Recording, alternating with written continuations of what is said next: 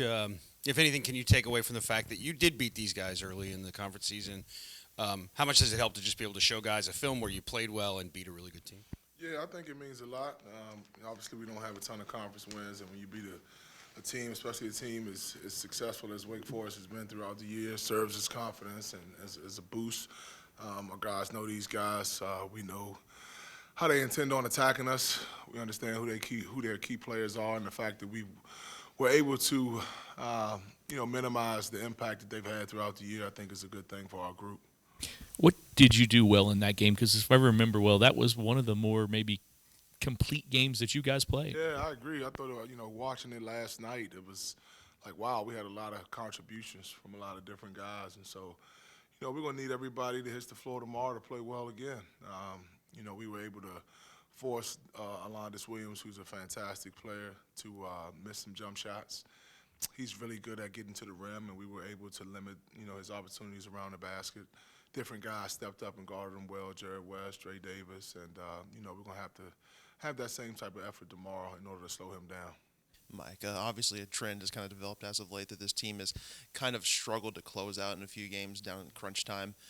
How do you go about communicating that to the guys and trying to get that corrected, given everything else that has gone on this season? Yeah, so we had a really good, I think, film session in which, you never know how good it is until you hit the game for the next time. And, we get an opportunity to right some of those wrongs that we had down the stretch against Carolina. Hopefully our shot selection is better.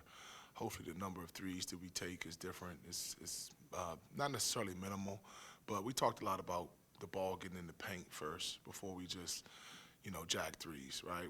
We don't want to be a team that's consumed with shooting what I call no paint threes. If you're in transition and you're wide open, that's one thing. But to come down in the half court and the ball never get in the paint and then all of a sudden we hoisted three, that's not good offense. So it's twofold, right? Our players have to be committed to playing that brand of basketball and getting the ball in the paint and be relentless about getting paint touches. And our staff, we have to be able to, create some actions for them that, allow them and give them an advantage to get the ball in the paint as well. Like, I think this probably goes hand in hand with that, but you guys just all year long you've really struggled to get to the free throw line. Not a great team at converting when you're there, but also just the opportunities. How much do you think that's impacted you guys offensively, just not to get those points there? And how much is getting the ball in the paint geared toward also getting to the line more? I mean, it's unfortunate that we don't get to the line. We go 2 for 5 from the line. I think in games where we've shot 5 free throws or less, we're 0-4. That's a bad stat to have. We don't have a P.J. Hall, an Armando Baycott, a guy that just draws a ton of fouls. We don't have a play-through post, all right? I know we got a lot of guys that are tall, and to an average basketball fan, you look at it and you say, well, why don't they throw it inside? Well, quite honestly, we don't have a guy that can play with his back to the – our best post player is Dre Davis, okay? If you really understand this game, you know that, and you watched us, all right? So we try to post Dre as much as we can. He's really good on the left block. Sam Williamson is a guy that, given this matchup, we like to throw it into. Jalen can play it in the post a little bit, more of a face-up guy. But our bigger guy, now Sidney Curry, I will say, is really good on that right block, okay? And we try to get the ball to Sid, but Sid has to help us on the defensive end, and that's where his struggles have been in terms of me trusting him and keeping him on the floor longer. He can't hurt us on the defensive end, but he's another one of our bigger guys that can post. So that being said, we have to get the ball in the post more. We have to get it in the paint, whether it be on a post-up, or an offensive rebound, or a drive, or a cut. Our team going forward, all right, starting on Saturday, has to be so much more intentful about getting the ball in the paint on every possession. Now, teams aren't going to let you do that, right? They're going to defend. They're going to protect the paint just like we try to. But we have to find a way to do so in order to be more efficient on the offensive end. Mike, as a coach, how frustrating is it knowing you make that tweak to the offense to get more paint touches? You start to see more success in spurts, and it gets to the final 4, 5, 6 minutes, and then the team just wants to kind of throw that game plan out the window and hoist up a bunch of threes. Yeah, it's frustrating. It's very frustrating. Our team, when you lose as many games as we've lost, you worry about the collective belief at times. We have to be better with that. Like, we're a good enough team to finish those games. We're a good enough team to compete with the Carolinas, the Dukes, and some of the better teams in this league. We beat a Wake Forest. We have to finish stronger. We have to run through the tape. We can't crawl to the finish line by jacking threes and hoping that they go in. We have to be a team that is committed to continuing. I think we had a game recently where we had 48 points in the paint, right? We can do that. We can. Why can't we do that the entire game, not just for 30, 35 minutes? Like how much has maybe over the last month, if you just look at the numbers in terms of shot attempts and a little bit of the scoring, Dre's are up, and I wonder how much of that is that approach of trying to focus more on things that he does particularly well. Yeah, the thing about Dre is he can really score on the left block, and he generally has a matchup where he's a bigger, stronger guy against his matchup.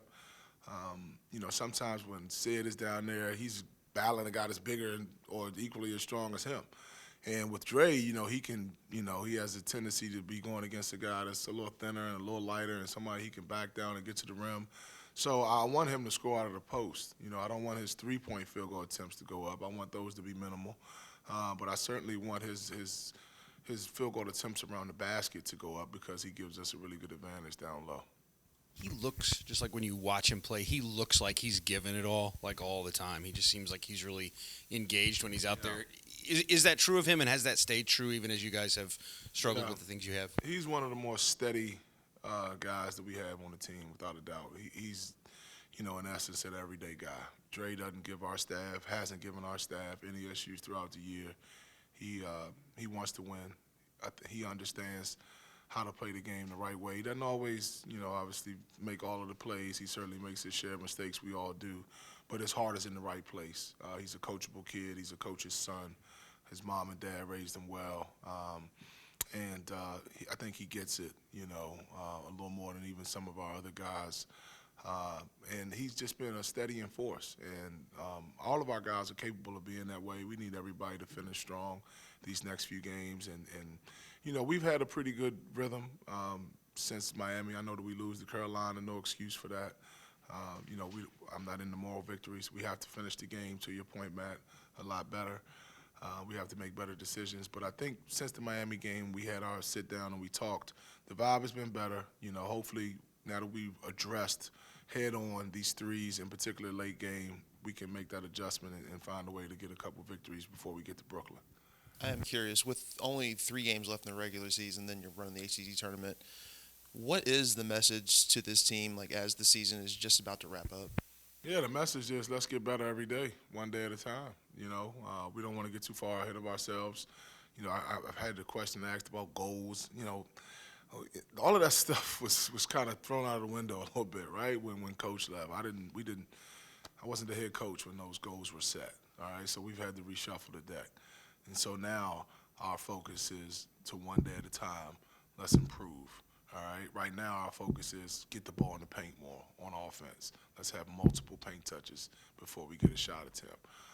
Our goal is to put teams in the half court, right? Not give up transition baskets and really, really guard the ball and gap the ball and rebound the ball. That's our goal. That's our goal. I don't care about the long-term stuff. It'll take care of itself if we do those short-term things right. What does make Alonzo Williams so difficult? Obviously, he's leading the league in scoring. What makes him such a challenge to defend? Yeah, he's like a Karl Malone playing point guard. It starts there. He's a huge kid, big, strong, physical kid with a great frame. He punishes smaller guards. He makes you pay for not being as big and strong as he is, and he knows how to do it. He knows how to not only post, but he knows how to turn his back and back you down from the perimeter. He knows how to run you off a ball screen and keep you on his hip. He constantly gets in the lane, and when he's at the rim, he's tough to deal with, even if you're a 7-footer. He can also make jump shots and keep you honest. And he's the best passer in the league by far. He is a phenomenal passer. As soon as he sees somebody open, pop, he throws strikes. And, it's amazing. Of all the great players that have played in this league, he's the only guy that's leading the league in scoring and assists, and that says a lot about him.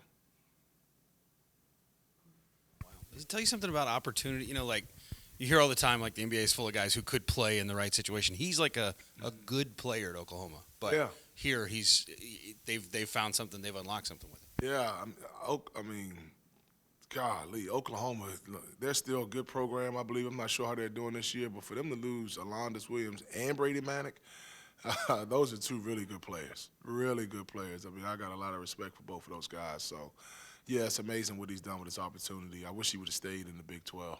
Yeah. All right, thanks. All right, thank you.